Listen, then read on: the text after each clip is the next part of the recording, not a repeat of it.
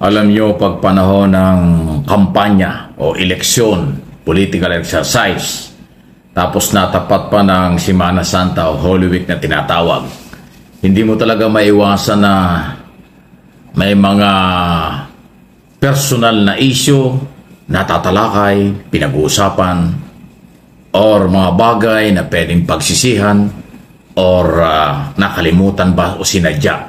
Yan po yung mga issue. Alam niyo kung bakit? Ngayon po, di ba si Philip Salvador ay tumatakbo sa ilalim ng PDP laban ni Robin Padilla.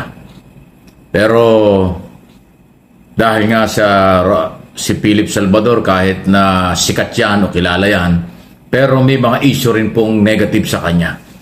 Katulad ng pagkakasangkot niya na nagkaroon siya ng anak sa ibang babae, o lalo tigit yung controversial na anak kay Chris Aquino, hindi mo maiwasan na mapag-usapan yan kasi papasok siya sa politika. Kasi baka sabihin ni Philip Salvador at ng kanyang mga kaibigan, masyadong personal yan, bakit tinatalakay sa social media o ng traditional media. Abay, hindi po maiwasan. Kasi pag pumasok ka sa politika, wala kang pwedeng itago. Pag ikaw na may nanalo at naging government official, public servant, ay lalong lalabas ang mga bagay-bagay na tinatago or hindi mo inaasahang lalabas yan. Personal na buhay, pinagdaanan, ano man ang ginawa mo maganda or kung merong negative na hindi mo nagawa, yun po ang mangingibabaw. Katulad ngayon, hindi man kasama si Philip Salvador sa mga survey pero pumuputok pa rin ang issue nang di umano'y kanyang pagkukulang sa kanyang anak. Katulad niya ng controversial na anak niya si Joshua, anak kay Chris Aquino. Kasi kung yung mga gunita, ilang araw lang nagbabiral yan, di umano, hindi ko kasi narinig, pero sinasabi umano ni Gloria Diaz, isang haligi ng pelikulang Pilipino, at Miss Universe pa nga yan si Gloria Diaz, di ba? Sabi niya bago kang maglingkod sa mamamayang Pilipino, bigyan mo muna ng pagkalinga at pagmamahal, malasakit ang iyong anak. O, kita mo? May pitik, may dating, personal pero natural na issue. Kasi, inuulit ko, pag pumasok ka sa politika, ang mga bagay na mga personal, hindi maiwasan yan. Kasi, pag pumasok ka sa gobyerno, dapat leader by example, malinis ka. Malinis kang maglilingkod, malinis ang iyong pagkatao, malinis ang iyong mga pinagdaanan dahil kasi pag meron kang butas o problema at nasilip, siguradong lalabas yan. Ay public knowledge naman, hindi naman pwedeng i-deny. Hindi naman fake. Talagang nagka-aroon siya ng anak kay Chris Aquino. Si Chris Aquino, alam naman natin, may sakit siya ngayon. Actually, ilang taon na siyang may sakit. Nandito na sa Pilipinas. Meron siyang kalagayang hindi pangkaraniwan. Meron nga siyang mga anak. Kaya yung problema, yung ikaw nga, si Philip Salvador na napabanggit ni Gloria Diaz. So, yan ho yun. Sample lang yan. Ikaw ay pumasok sa politika sa national or local position, definitely mahuhukay ang mga pinagdaanan mo. Di ba? Hindi po yan may tatago. Lalo na ngayon, napakarami ng mga taga-showbiz, personalities, business, o pangkaraniwang tao pero kilala rin kahit paano. Lalabas at lalabas ang issue. Kasi nga, dapat wala kang isyong pwede kang balikan na maaaring kalaban sa politika o hindi man kalaban, pero isyong lehitimo.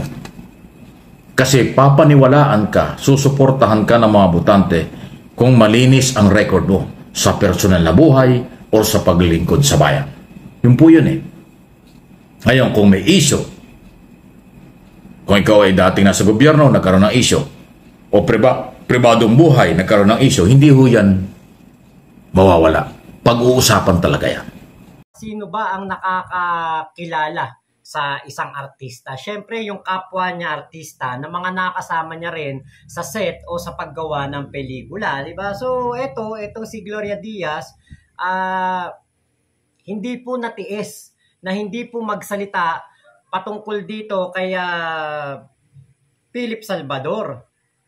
Habang nagtatalumpati siya at nagsisisigaw at nag-iiyak na parang Bata na inagawan ng candy at naghuhumiyaw ng bring him home. Bring him home. Pauwiin daw si Digong.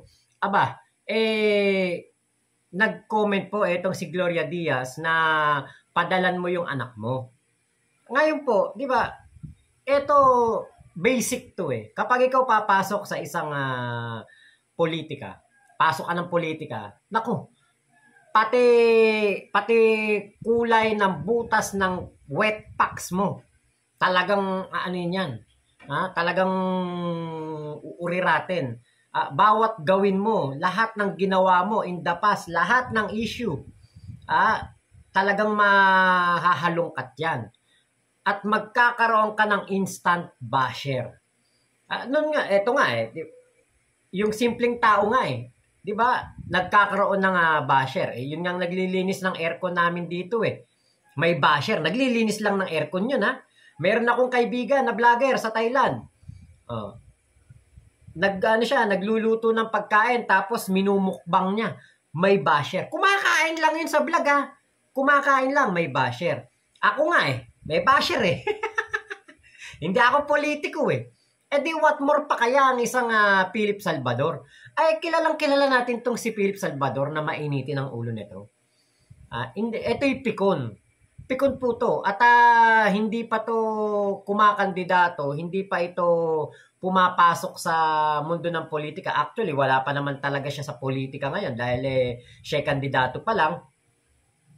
Talagang ito po, pikon. Kasi hindi nyo ba ito, panoorin nyo? Baka nakakalimutan nyo itong video na to Well, simple lang. Ginagawa naman ng Pangulo natin ang lahat para sa ikabubuti ng bansa, para sa ikabubuti ng bawat Pilipino. Pero binabatikos pa rin siya. Sa inyo po lahat na bumabatikos, mamatay kayong lahat. Salamat po. Di ba?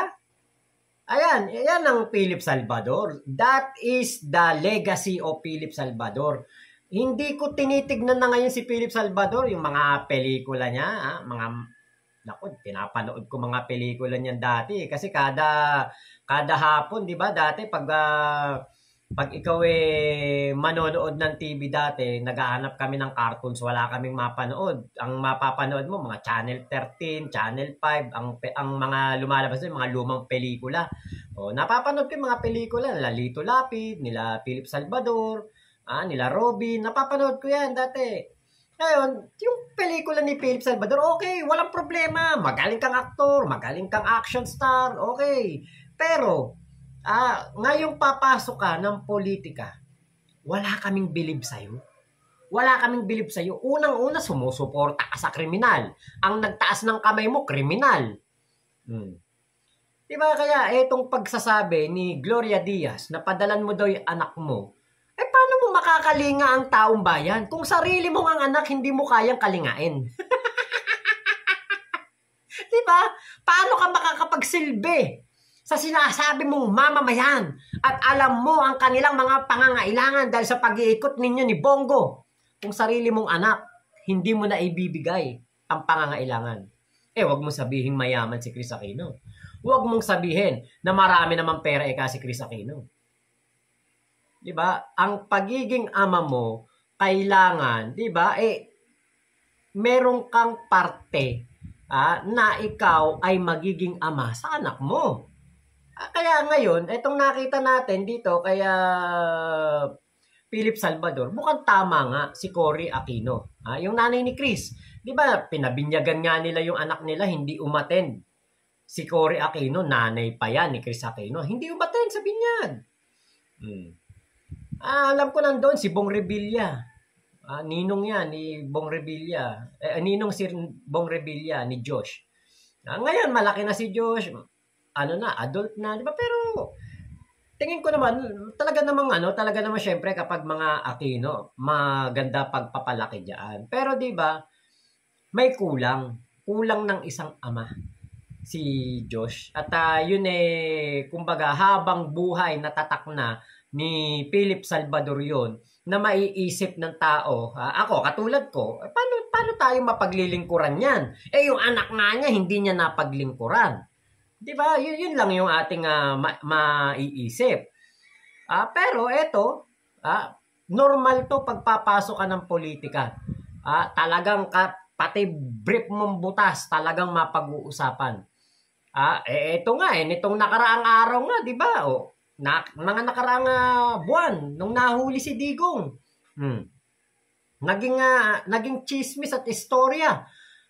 Laman ng mga vlog, laman ng mga post sa FB at YouTube. Etong pagyakap at pag-akbay ni Philip Salvador kay Hanilet na talagang ako sa tingin ko hindi mo naman kailangang yapusin, 'di ba? Yakapin, 'di ba? Hindi naman lumpo yung tao, hindi naman wala namang sakit si Hanilet, 'di ba? Pero grabe yung kanyang pag-assist talaga Super VIP assist ang ginawa.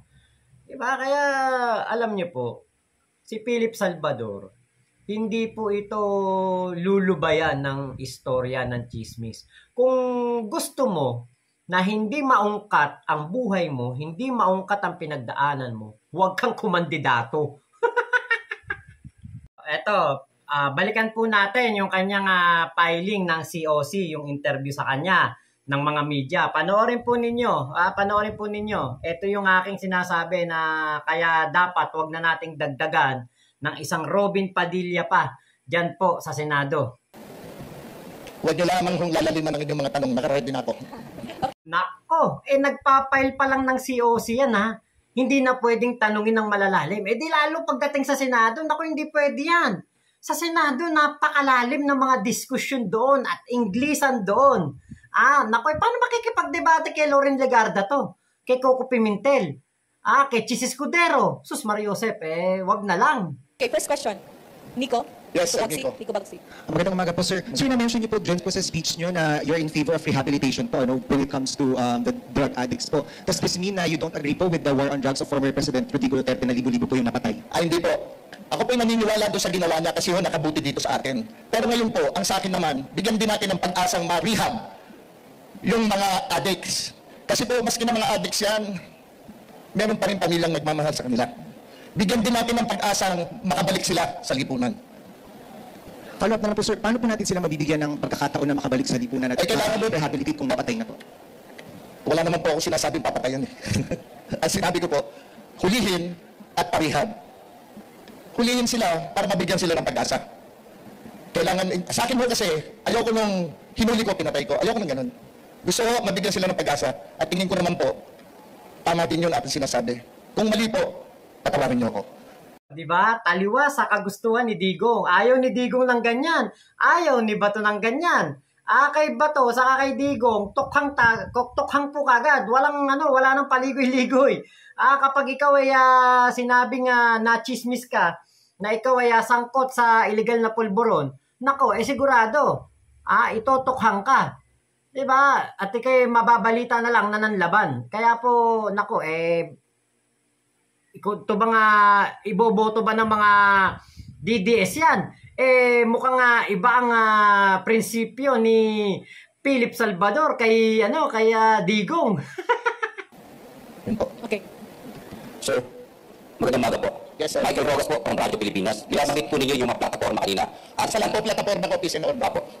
Sir, bilang po isang artista, meron po ba kayong kakayahan na gumawa po ng isang panukalang batas para sa ganun ay ma-draft po at maipasa sa Senado? Ito po mga binabanggit po ninyong plataforma na ito. Opo. Bakit naman po hindi? Yun nga po ang nakakasakit minsan. Kasi po, ang tingin sa lahat sa amin, kami mga artista lang. Makikipagtulungan naman po siguro ako sa aking mga abogado. Makikipagtulungan naman po ako sa kapulisan. Ideya. Lahat po yan. Hindi ko naman po aakuin lahat sa nagagawin ko na agad na batas. Kailangan po, meron akong oras din na makapag-usap sa kanila para maiayos ko ang dapat maayos. Sir, follow-up question lamang po. Aside po sa pagiging artista, ano po yung inyong experience na maaari pong maging patayan ng mga botante para po kayo ay iboto? Simple lamang po. Siguro po sa loob ng ilang taon na pag-ikot ko po sa buong Pilipinas, nakikita at nakakausap ko naman po at nalalaman po kung ano mga hinaing ng mga tao. At yun po ang aking pinakahawakan. Dahil nga po, ako'y bumababa hanggang sa grassroots po ang pinupuntahan ko. Nalalaman ko po kung ano ang kanilang pangangailangan, kung ano po ang kanilang hinaing. Hinihingi nila sa kanilang mga lugar na mabawasan ng mga addicts. Dumarami na naman po Nagkalat na naman kung saan-saan. Kaya kung maaari po, kung ako po'y mabibigyan nila ng pagkakataon, gagawin ko po ang lahat. Tatanggalin ko ho ang pagod sa aking katawan para maiayos ko po kung ano yung mga hinaing, lalo na po ng mga magulang. O, di ba? Kapag siya naging senador, aasa lang sa mga abogado. Ba't pa tayo boboto ng mangmang? Di bumoto na lang tayo ng abogado na hindi nagdagdag gastos. 'Di ba? Yung abogado na may alam sa batas. Ang gawin na lang nating senador. 'Di ba? Marami naman diyan kumakandidatong mga abogado na kumakandidatong senador. Pero wag yung sa PDP laban.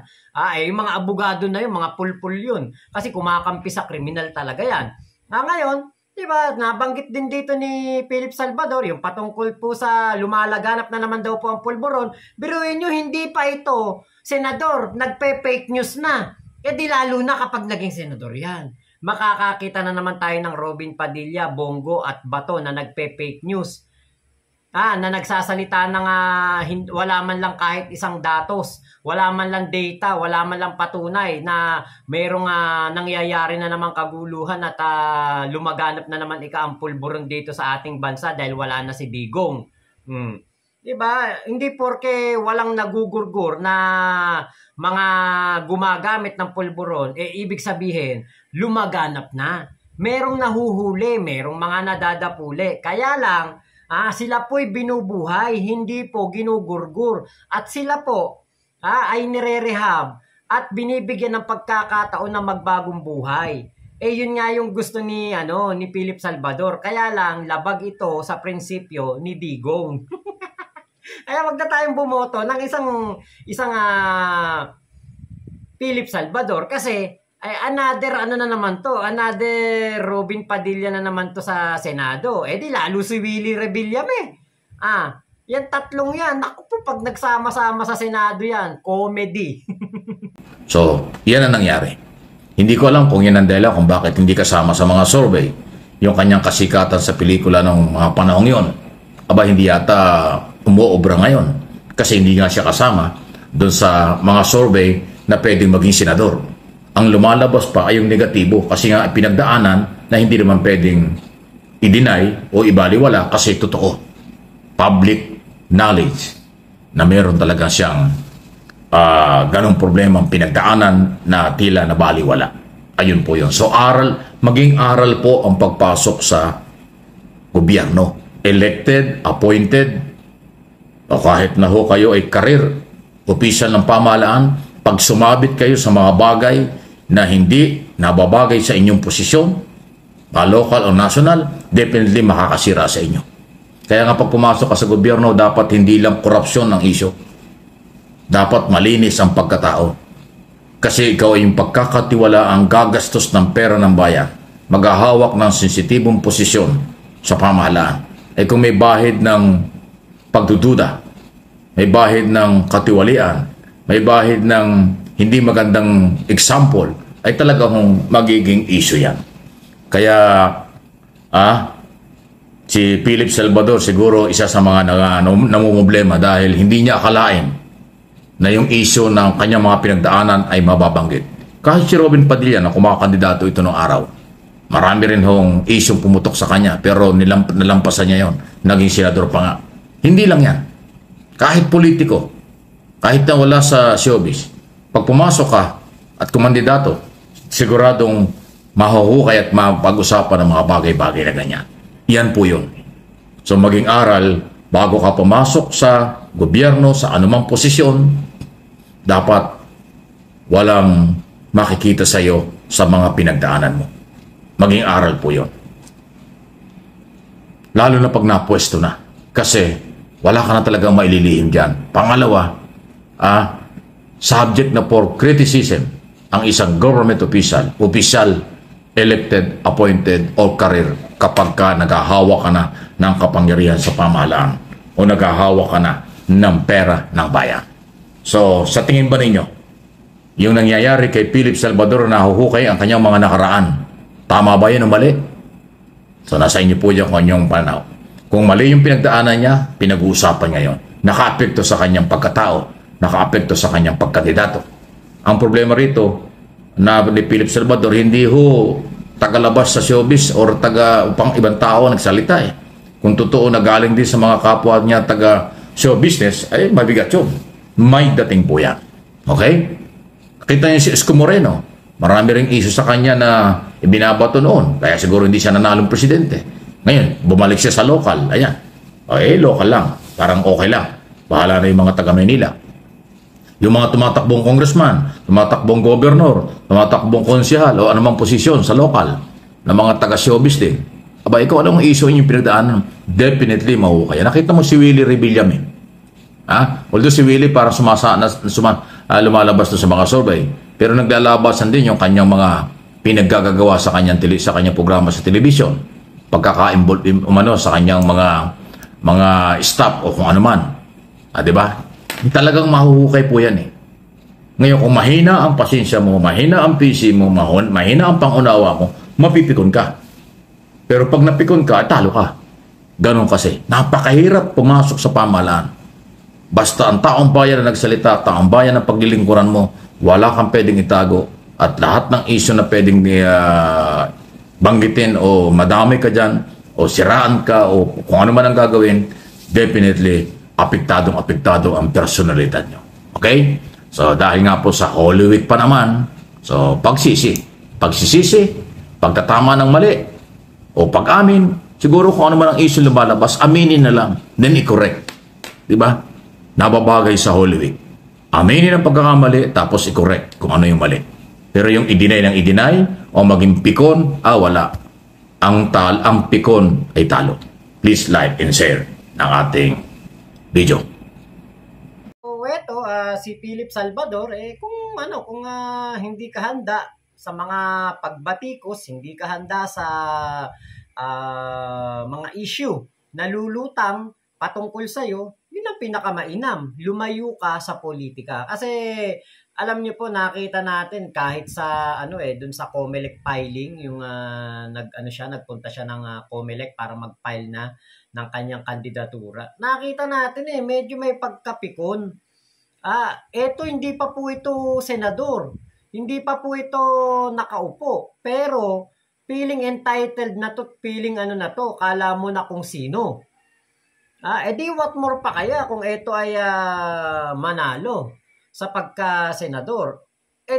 Baka mas lalo po itong maging brusko at lalong maging mayabang, maangas. Kaya siguro hindi rin to nanalo sa mga nakaraan niyang pagkandidato, lalo na sa amin, sa Bulacan. Kasi nga po, hindi siya yung tipo ng tao na magsisilbi sa bayan talaga at mukhang may magagawa talaga.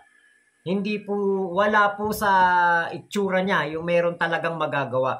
Ito ay tingin ko dahil nga nalaos na sa pagiging artista, doon na lang siguro tingin ko yun na lang yung kumbaga bilang artista, nalaos na, ito na lang siguro yung fallback niya, di ba? Dahil nga wala na sigurong ibang maisip na trabaho o magagawa, di ba? Siguro wala nang kumukuha sa kanya sa mga pelikula, at marami na ring mga artistang ngayon naglabasan di ba? So, walang offer siguro, kaya naisip na lang na magpolitiko, senador. Nakikita na natin to, nag-iikot kasama si Bongo. Kahit nga nung panahon ng kandidatura ni Bongo na kung saan parang ginawa nilang joke yung sitwasyon ni Chris Aquino at ni Philip Salvador, kumbaga talagang nag-ikot na to. Nakita na nito kung ano ang mundo na ginagalawan nila Bongo. Nag-ikot na to napakarami na nitong napuntahan para yung sinasabi nga niya na nag-ikot na siya, nakaikot na siya. Kasi nga lagi itong kasama ni Bongo at laging pinipresenta ni Bongo to. Kaya po, para sa akin, itong si Philip Salvador, wala itong magagawa sa Senado. para lang tayong boboto ng isang Robin Padilla o mas masahol pa, makikipagdebate na merong abogado sa tabi, may kodigo, napakarami po nating pwedeng pagpilian bukod dito kay Philip Salvador. Kaya po ako bilang isang Pilipino, gusto ko lang maging praktikal. Ayoko nang makakita ng isang senador na magmumukbang lang doon sa Senado. Ayoko nang makakita ng isang senador na basto sa hearing at magsusuklay lang ng kanyang bigote. Ayoko ring makakita ng isa pa ulit na senador na mag-uumiyak doon sa Senado. Tinawag ka ngang action star, bad boy of the Philippine cinema, tapos ngangawa ka dyan. Pinapasahod ka ng taong bayan. Gagawin mo lang, ngangawa ka lang at magtatanggol ka lang ng isang taong kriminal. Diba? Yan po yung mga ayaw ng makita ng mga Pilipino sa Senado. Bukod pa dyan, merong isang Bato de la Rosa na umiiyak, nagngangawa, niyakap pa yung asawa ni Mig Zubiri. Yun pala, bumoto rin siya para masipa si Mig Zubiri sa pagka-Senate President. Diba? Mga iyakin. Si Bongo. Iyak nang iyak doon sa bring him home. Na rally nila sa Liwasang Bonifacio. Ngumangal-ngal. Ayaw natin na makakita ng mga ganyang senador. Alam nyo, pag ganyang mga senador, yan yung mga walang utak, mga bobo. Yan yung mga walang magagawa talaga. Bakit? Nakita nyo ba si Coco Pimentel nag-iiyak? Si Loren Legarda, nakita nyo bang umiiyak yan? Si Risa Hontiveros, nakita nyo bang umiyak yan sa harapan ng taong bayan? Sa hearing sa Senado? Si JB Ejercito. Joel Villanueva. Nakita nyo bang umiiyak yung mga yan? Diba hindi? Kasi nga sila professional. Alam nila kung ano ang kanilang trabaho. Alam nila ang mundo nilang ginagalawan. Pero itong si Bato, si Bongo, si Robin Padilla, mga nag-iiyak sa harapan ng taong bayan. Bakit? Kasi kailangan nila ng simpatya. Yun lang ang panlaban nila eh. Kasi pro Duterte ko. Solid na solid ako. Kahit tumalon ako sa tulay, gagawin ko pag sinabi ni Digong. Ganon sila. Yun lang po ang talent nila. Maging supporter lang ni Digong. Dadagdag pa ba itong Philip Salvador na to? Sa mga masasakit sa mata. Diyan po. Sa Senado. Diba? Huwag na. Maging practical tayo. Sayang pa sahod. Kita mo kay Robin Padilla, magkano sinasahod niya? Pagpalagay mo lang 250,000 isang buwan. Kwentahin natin, ha? Para sabay calculator ko dito. Hindi mahina ako sa mate pagdating diyan. Pag kaya ko lang bilangin ng ang pera kapag kapag thousands lang. Kapag lumagpas na ng 100,000, ako mahirap na ako magkwenta niyan. 250,000 times 36 months. 9 million pesos. Tama ba? 36 months. 12 hindi. 72. Mali, 72. 72 pala. Times 72. Dahil 6 na taon 12 months. Okay, 72. Ayan 18 million po ang nasayang na pera ng taong bayan na pinasahod natin kay Robin Padilla na wala pong ibang ginawa kundi magmukbang,